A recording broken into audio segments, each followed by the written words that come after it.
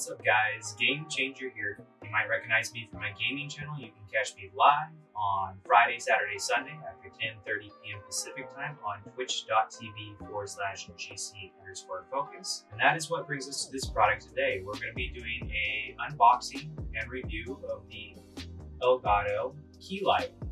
Very exciting tool for every streamer out there. But the major question is it worth the money?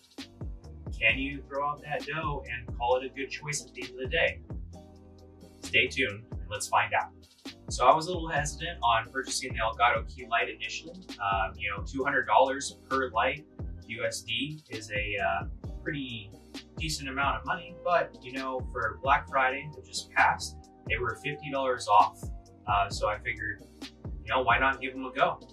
It's the least expensive I've seen them so far, and natural curiosity got the best of me, so here we are. Basically, if you haven't already heard about the ELGATO key light, it's a LED panel for diffused white light that you can change the color temperature of from cool blue to orange skin tones, and the different looms, I believe up to 2,500 lumen, and that's quite bright. The additional benefit of using the key light is that you should be able to hook it up to other things within the ELGATO ecosystem, such as the Stream Deck. The Stream Deck is a little box of programmable buttons. Basically, that allow you to do anything from opening up web pages to programs to playing audio files, and yes, even controlling the light in your very own room, and especially from the ELGATO key light. This would be very good as a streamer, going from one scene to another, trying to create the atmosphere to go along with that, making it much more engaging for your community. And I'm sure that it can also be used for some photography purposes, some green screen effects, just anything where you need a wide range of control of your lighting and a lot of power within a small amount of space. So I was very pleased with the packaging when it came in. And when I picked it up, you definitely feel that it has some weight to it. So we're going to go ahead and do the unboxing now. Let's check it out. All right, super excited to do the unboxing here. Let's see what the ELGATO Stream Key light is all about. So we're going to delicately break the tape on the side of the box.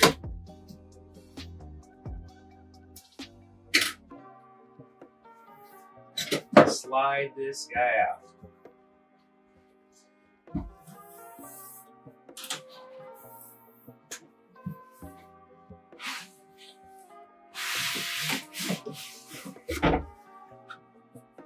The ELGATO key light is an app-enabled device. It can also be used in conjunction with the ecosystem Stream Deck, as well as your smart devices.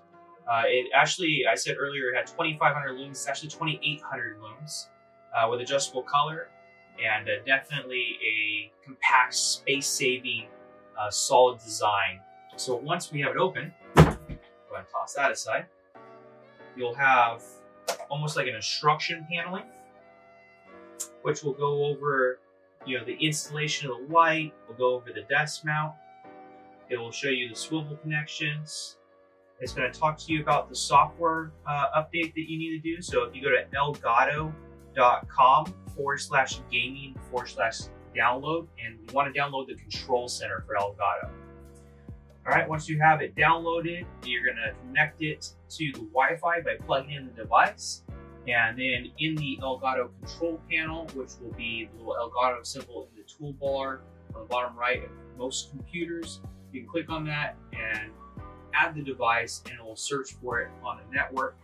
Once you do that, you'll have control from your desktop of the colors, tones, and brightness, which then will integrate seamlessly into the ELGATO Stream Deck system by just adding the pre-designed tab for the lights. So definitely take a look at your instructions there. We have this beautiful, well-packaged ELGATO key light. The paneling is very, solid in design, very heavy feeling, very well packaged.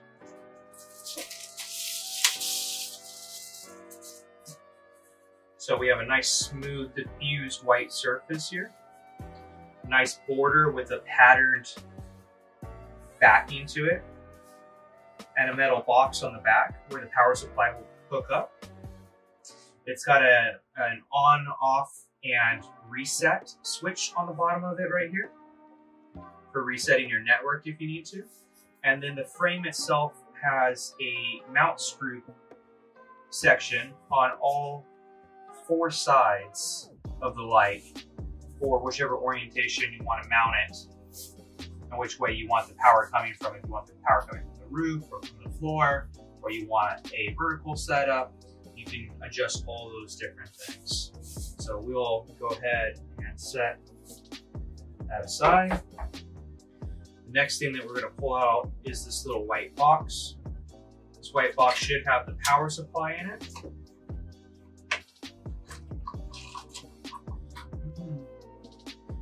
And because this is sold all over the world, you're going to have all your different adapters for different plugs in different countries. We're going to go ahead and grab one for here in the US. And basically it should just be quarter turn. And you'll hear a nice solid click locking that into place. Plenty of cable here. There were a couple reviews, a couple requests that it might have been a good idea if ELGATO had taken this power brick and integrated it into the middle of the cable somewhere, so that way if you were to go ahead and plug it into your light strip, or excuse me, into your power strip, it wouldn't take up the other spaces on the power strip. So potentially a slight miss there, but all in all, I think that it's an easy workaround, very minor, kind of a nitpick right there, if you will. I don't personally have any problem with that, but I did see many reviews of people just commenting that they would have liked this power plug a little bit further away from the box. So we'll go ahead and set that aside. So next we're going to remove some of these foam pieces, and we have the C-style desk clamp. So I have to say that out of the packaging, this item actually was one of the things that I was the most impressed with their foresight on. So you got their cool logo right here. This is also the logo of the Control Center app, so you can recognize it there. This is very, heavy duty. This has got some weight to it. It's metal. The adjusters up top for tightening and loosening the telescoping poles is very well done. So one of the first things that I thought was, man, you know what? They kind of messed up. They put this really long L handle on, which is nice because it gives you a lot of torque. But the first thing I thought is that when you're spinning that around to tighten it up on the desk, that if your desk is up against a wall, you're going to hit that wall, or if the desk edge is too close, you're going to hit that desk and not be able to tighten it up all the way. And one of the workarounds that they did with this is that if you pull down on the lever, it actually disconnects and spins freely to reset its tightening or loosening point, which I just thought was brilliant. The handle feels well made. It doesn't feel like it's going to break on you. You can just tighten it up, and then if you hit a stopping point, you pull it down and reset your turn point. So that was definitely good foresight right there on making the product work out well. So you have your standard C-clamp style here, where you're just going to loosen this up to whatever the thickness of your desk is. Slide your desk in, tighten it back up, pull down and twist to reset the tightening. And then up here, you're going to have a couple of adjusters, so we can loosen these up.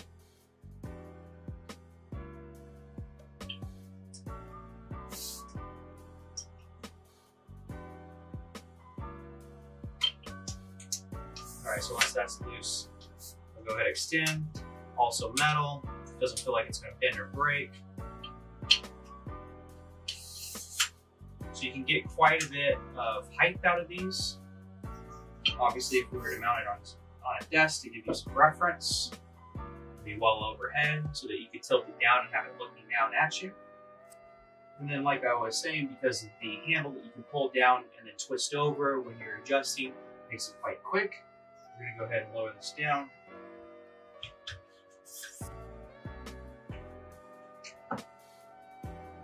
And then, so once you have it to the desired height, you're going to have this little butterfly bolt right here that you're going to loosen up what that's going to do is it's going to allow this to freely swivel up top and twist for the installation.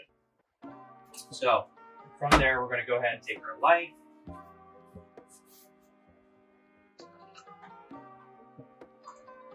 take it to the frame, and just go ahead and twist it, tighten it into place. From here, we're going to go ahead and plug it in. All right, so now that we have power to it, we're going to go ahead and switch it on. We're going to go ahead and turn that away from us a little bit here. So you'll see that it pulses when it comes on, and that's it letting us know that it's now searching for the network. So from here, you're just going to go ahead and log into the ELGATO Control Center. Once you're inside the ELGATO Control Center, it's going to bring up your light bars of any of the existing ones you have for color and brightness adjustment. And in the upper left-hand corner of the pop-up box, there's going to be a plus symbol that you're going to want to hit to add the device. Once you do that, it's going to pop up a new accessories with the name of the device, in this case, the ELGATO key light. You're going to go ahead and click connect, and then it's going to ask you to verify your internet along with your password for your internet. Once you type in your password, you'll go ahead and click connect, and then just give it some time to find your router. Additionally, when I was looking at reviews, there was some comments of some people saying that it was having difficulty finding their router, or that it would disconnect from the router. I personally haven't had any of those problems, but if you do have those problems, I suggest looking at a Wi-Fi extender for the range to get it to the room that you're looking for, or to relocate your router a little bit closer to your room, or to maybe test of interference to see if there's anything that's interfering with the signal from your router to your room that you're using it for. There's many ways around this problem. Again, I can see for some people how it'd be a little bit of an inconvenience, especially since they're wanting to plug and play out of the box. But internet interference is a real thing, and we have to deal with it appropriately. I definitely wouldn't put the complaint necessarily on the device per se, and I again haven't had any troubles with this as of this moment. Now, that being said, I did have to tell it to connect twice in order to get it to work. The same happened with the first one that I installed, but after 2 times of clicking connect, it ended up finding it just fine. Okay, so now we have it connected up, and you can see here that if I use one push of a button from my ELGATO Stream Deck, that I can turn both lights off and both lights on. I can change their brightness at a push of a button. I can even change their color. So that is why these lights can come quite handy for an entertainer, a streamer, a videographer, a photographer, anything in between, for hobby or professional use. I think they're very high grade quality. Do I think the price is a little much? Yes, I think that the price is probably $50 to $80 higher than what I would normally expect to spend on these things. But I love buying these things and doing product reviews and letting you know if they're worth it, and helping you kind of make an educated decision along the way.